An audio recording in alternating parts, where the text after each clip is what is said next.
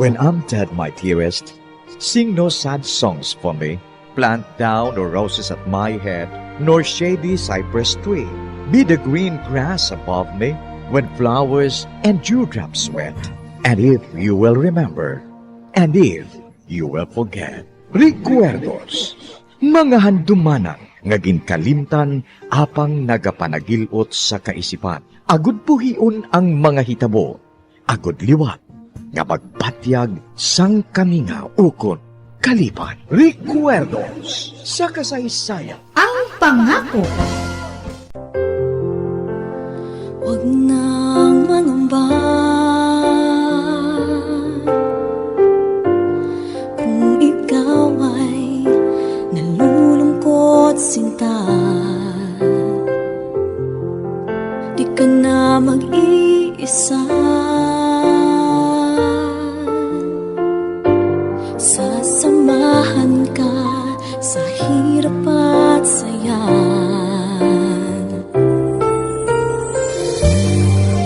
Kagkaron sa kasugpon sang aton sugilanon diri sa Recuerdos sa kasaysayan. Ang pangako. Asahan mong pag-ibig ko'y di magbabago.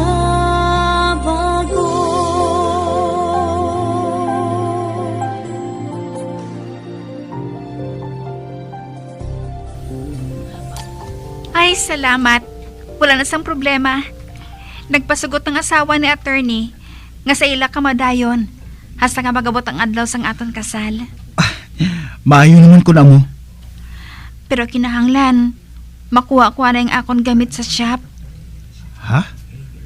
Anong kagamit? Ang mga gamit ko sa paghimo sang mga kabinet. Malisensya ko na kay attorney nga makadto ako sa shop.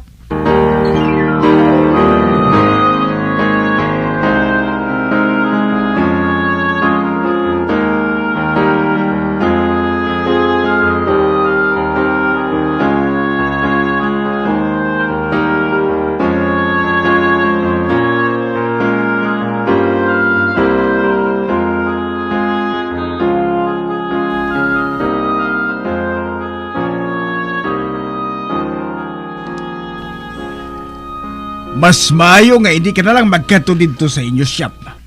Mabutang ka sa delikado. Nga attorney, May natabo bago lang nga wala ka makahibalo. May nasugata ako nga abyan. Kaginsugiran niya ako nga ang imo amay nadulaan sang animo. Kag natumba ini sa salog. May nagpanawag sang ambulansya kagindala siya sa ospital. Nanawag ako sa ospital. Kaginsugiran ako nga ginabulong siya.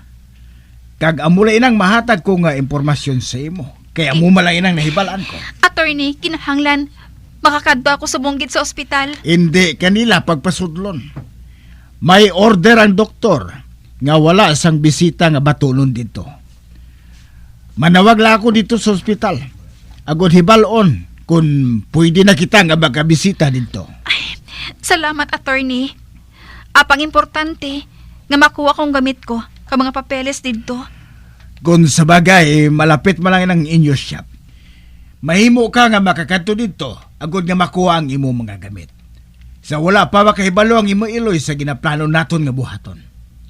Pero tawagan ko anay si Sargento Plata nga opdan kita sa pagkuha sang mga gamit mo dito sa shop. Hulamon kong pick up sa akon boss. Agod nga kargahan naton sa imo mga gamit, Francis. Maayo nga plano ina, Jandro. Sige, maghulam ka dito sang pick up.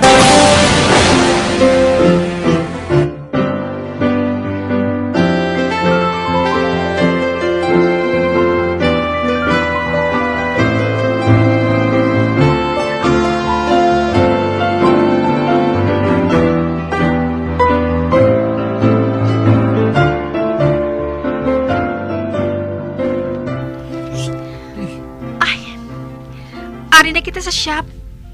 Apang trangkado na. Wala sa may magsulod sa shop. Sinong nagsugo sila sa imo? Si Mrs. Escobar. Ginsugo ako nga wala sang may makasulod dire samtang ang iyaba na ato sa ospital. Apang anak niya ang luyag magsulod. Kag hindi kinahanglan nga dilian siya sa pagsulod diri. Adlaw-adlaw nagakatud diri si Miss Escobar agud magtrabaho.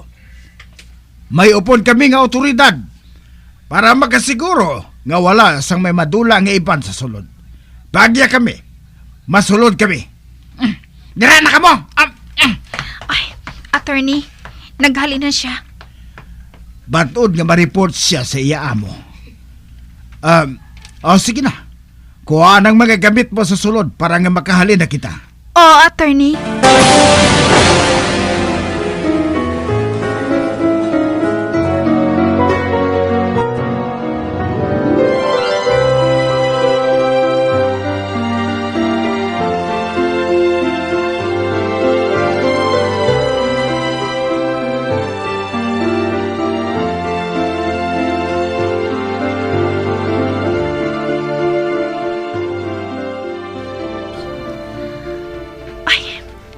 Amoy ni mga gamit ka dalon ko.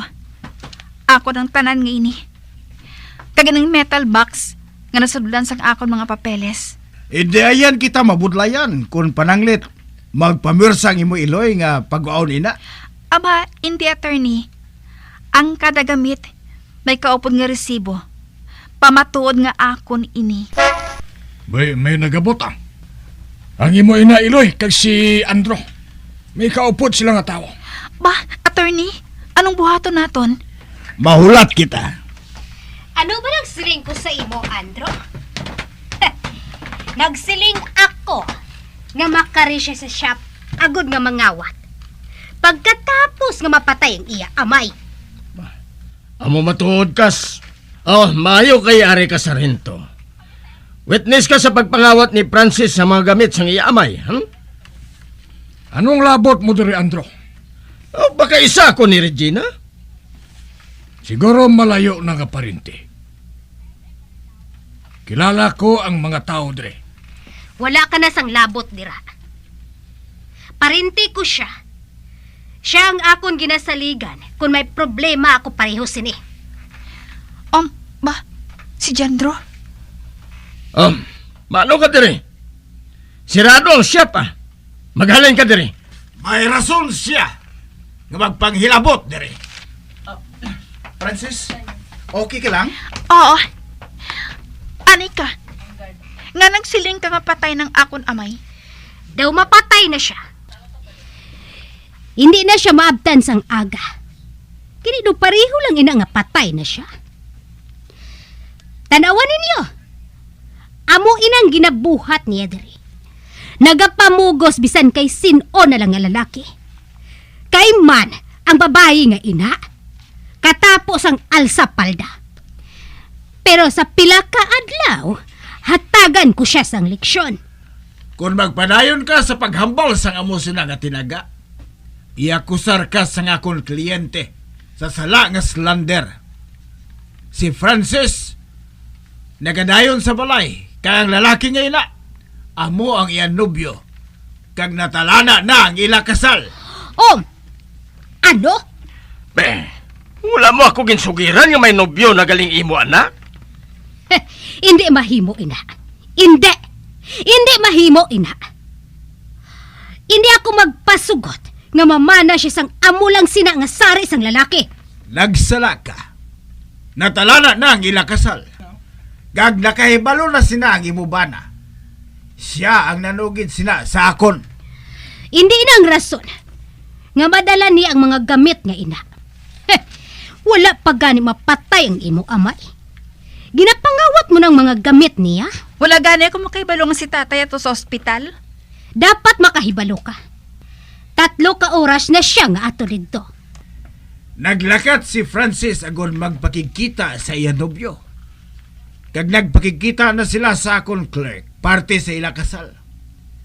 Kag dito, ginsugiran ako nga ang imo ba na gindala sa ospital. Kag wala na sang tsansa nga makahibalo si Francis nga ato sa ospital ang iya amay. Kag nagpati ka man? Butigon ang babae nga ina. Ibalik ang mga gamit nga ina. Subongged! Ang ginkuha ko nga gamit. Among gamit nga ginbakal ko sa kaugalingon ko nga kwarta. Hindi ka makabakal sina. Diin ka magkuha sang kwarta? Nakahibalo ako nga mahal ina. Ginbakal ko ina sa akon sweldo.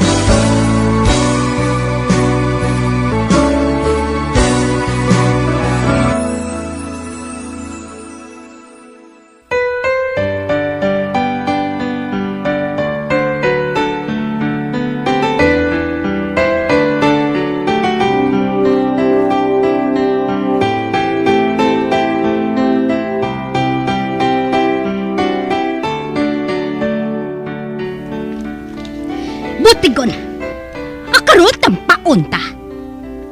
Wala makasugid ang imo amay nga ang gamit nga ina imo. Wala ako nagapati sa imo, Francis. Mahapos sina mapamatudan kun bala. Nagasugid siya sang matuod o kun wala. Nakita ko na ang mga resibo ngayon na. Kagamuman si Sargento. Welcome ka kung magkanto ka sa akong opisina para magpangusisa sang mga resibo. Sa subong ang mga gamit ngayon na, dito lang anay sa akong opisina. Kagkabay pa na hindi ka magsiling naging kawat ko ina. Matuod man inaokot hindi. Kag ano siya nga klase sang anak? Nga unahon pa niya ang mga gamit nga ina nga kinahanglan diri sa shop. Pasulabihon mo pa ang magkuha sa mga gamit sang sa imo amay nga ato sa ospital?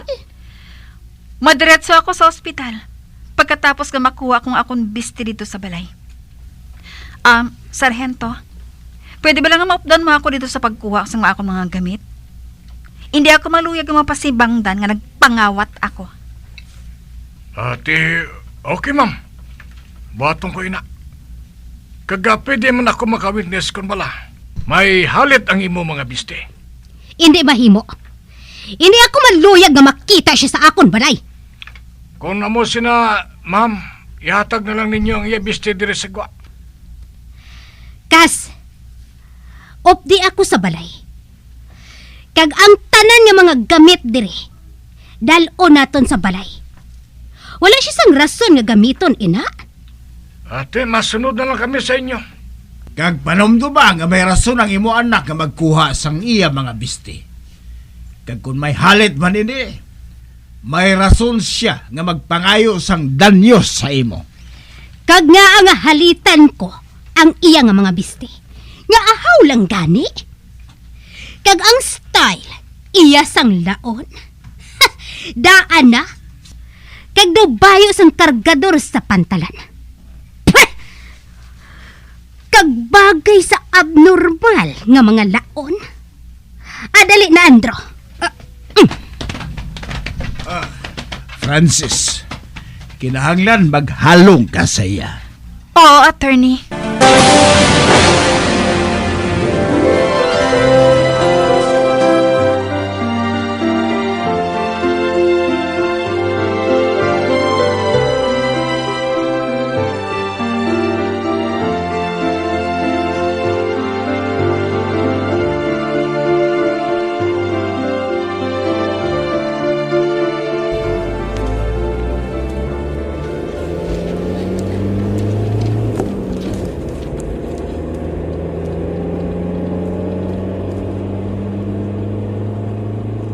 Arin ang inyo palay. Ba? Anong nagatumpok ngayon na sa tubang sa balay? Ano ka, madulog kita?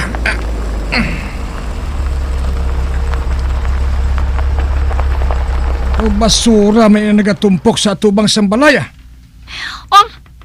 Ara si Andrew. May ginahakop nga kung anong mga kamot niya. Ginahaboy niya sa tubig ang akong mga panapton? Be, Pamuluton kina kay ikarga sa van. Mahimo pa nato ina nga malabhan. ano pang gusto mong kwaon, ma'am, ha?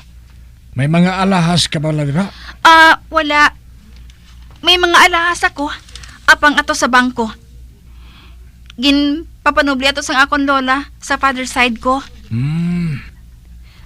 May libro pa ako nga gusto nga makuha. Amo bala. Ba? Uy, ang mga libro. Hindi. nagtulupa sa mga tubig, oh. Ginhaboy ni Andro sa bintana ang mga libro. Ano bang ginahulat ninyo? Halila ka mo!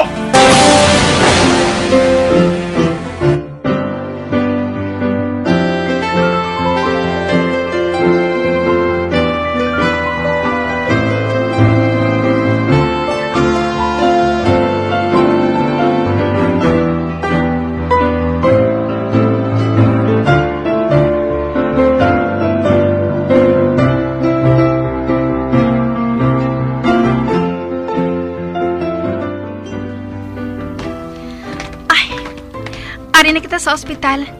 Kag siling sang nurse. Room 20 kunong namtangan ni tatay. Dali. Dito kita sa bahay nga to. Ara nang room number 20, oh. Masulod kita dira. Madali lang. Ba, ang nurse? Hindi ka mo pwede nga magsulod dira. Amay kong ara sa sulod. Magbisita lang ako sa iya. Hindi mahimo. May order ang doktor. Hindi siya pwede magbaton sang bisita. Nga Hindi pa mahibalaan kung anong iya balatian. Kag tubtob hindi pa mahibalaan, wala na isang bisita nga magkadto dira. Pwede ba lang nga makita ko siya sa makadali? Mahimo. Apang hindi ka makapalapit, lantawon mo lang siya, halin diri sa puertahan. Ate, oo nurse.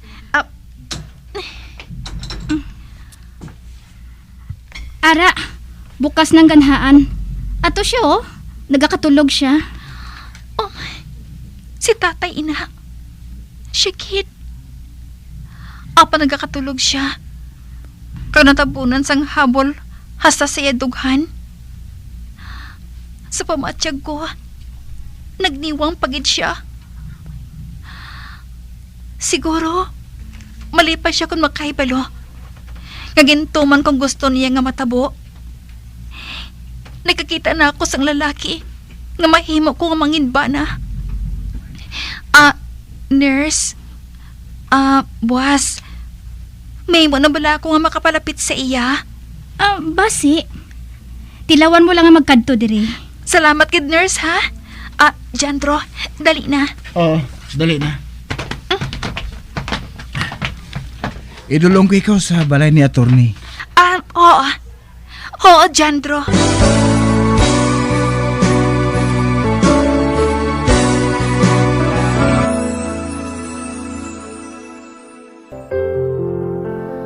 Huwag nang mangamba